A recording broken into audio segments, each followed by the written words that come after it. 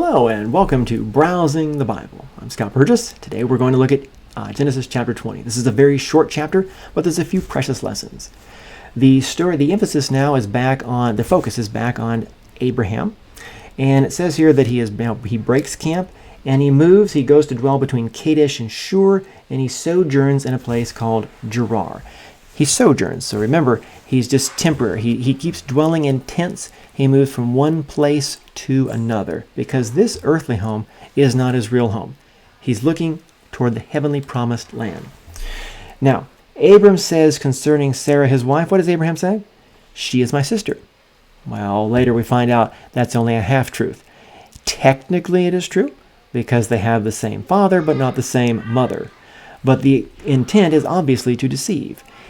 The idea is that, well, you're very lovely, Sarah, and the people will see that and they will want you and they will kill me. So to protect me, let's lie. Well, that's in the same vein as God has promised us a son. Let's try to have a son our own way.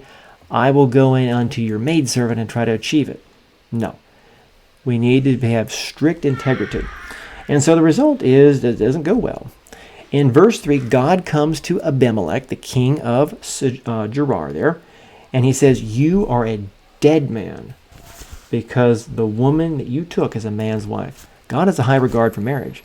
We see that he has no approval for sexual immorality that characterized Sodom and Gomorrah. He does not sanction the sexual liberty taken by Lot's two daughters and getting their father drunk and having sons through him. And he also doesn't approve of taking another man's wife. But now it's so interesting. Abimelech, you see later in the story, apparently Abraham thinks that these people are ungodly, and so he must lie to get himself out. Use an ungodly practice to get out of an ungodly situation. That's strange. But notice Abimelech. He addresses God as Adonai. Well, that's just like righteous Abraham and righteous Lot. He addresses him as Adonai, and he says, will you slay a righteous people?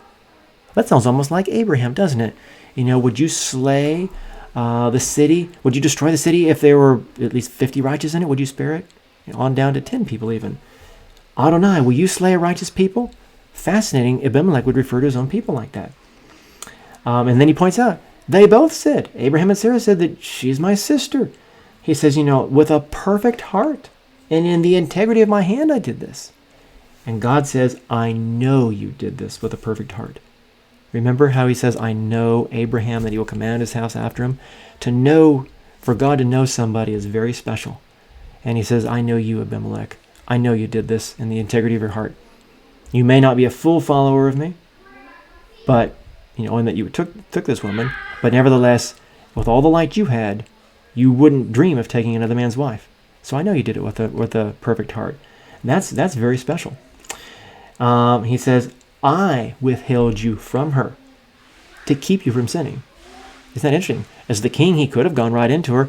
God arranged circumstances so he wouldn't do that.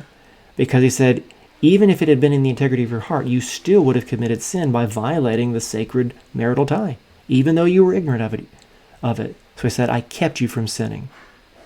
God has such control over things, and we can be thankful that he keeps us from many more messes that we might otherwise get ourselves in. Now, he says, you need to restore the man, his wife. You need to do that. And he says, he is a prophet. He will pray for her and you will live. If you don't restore it, though, you will surely die. That harkens back to the language there in the Garden of Eden.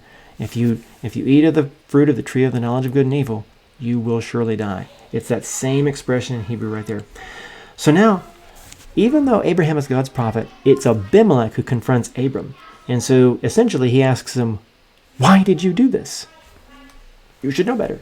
And Abraham says, surely the fear of God is not in this place. Now, isn't that ironic? We have just seen that Abimelech addresses Adonai, and he says, will you slay a righteous people? And he points out, in the integrity of my heart I did this. I didn't do anything wrong. And now, Abraham, God's prophet, is saying, surely the fear of God is not in this place. Abraham is the one who has lied. He has gotten his wife to lie. The irony is rich here, and the Bible doesn't withhold the faults of even God's own prophets. And so that makes the Bible more trustworthy.